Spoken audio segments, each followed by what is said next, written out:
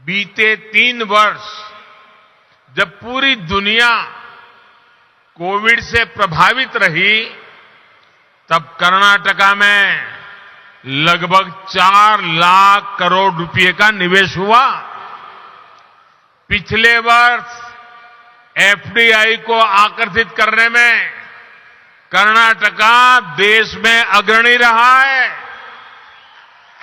और ये जो निवेश हो रहा है, ये सिर्फ आईटी सेक्टर तक सीमित नहीं है, बल्कि बायोटेक्नोलॉजी से लेकर डिफेंस मैन्युफैक्चरिंग तक हर सेक्टर का यहां विस्तार हो रहा है।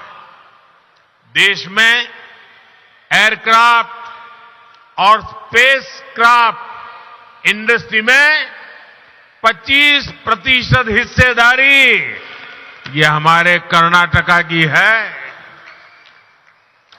देश की सेना के लिए जो एयरक्राफ्ट और हेलीकॉप्टर हम बना रहे हैं, उसमें से लगभग 70% यही बनते हैं।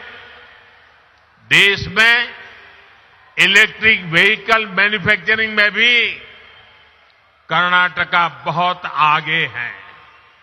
आज फॉर्च्यून 500 कंपनियों में से 400 से अधिक कंपनियां कर्नाटका में काम कर रही है, और ये list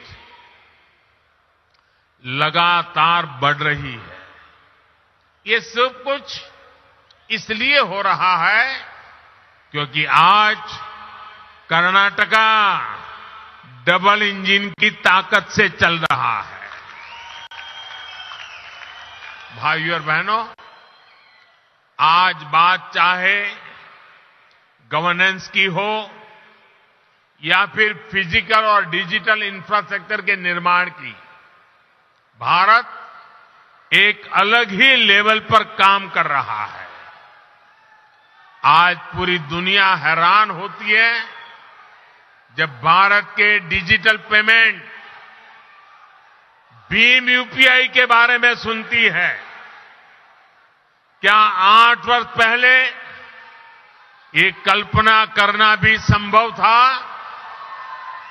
made in India, 5G technology, क्या ये सोचा भी जा सकता था? इन सब में बेंगलुरु के युवाओं की, यहां के प्रोफेशनल्स की बहुत बड़ी भूमिका है।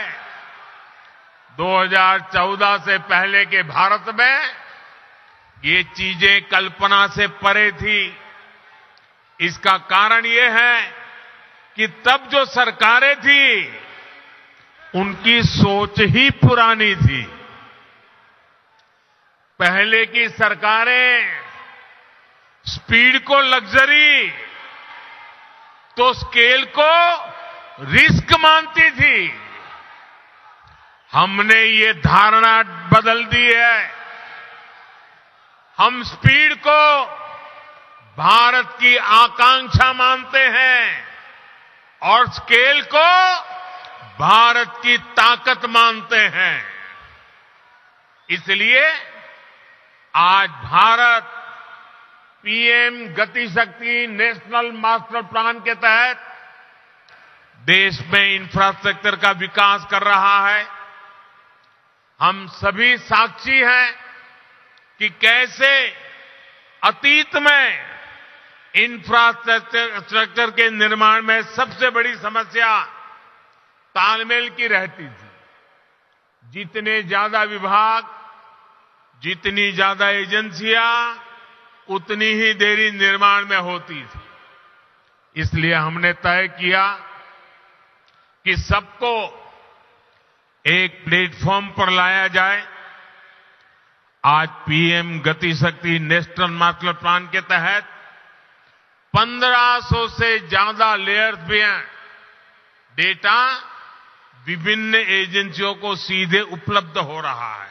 इंडिया टीवी हर वक्त हर जगह डाउनलोड करने के लिए सर्च करें India TV news Google play store या ऐप स्टोर पर।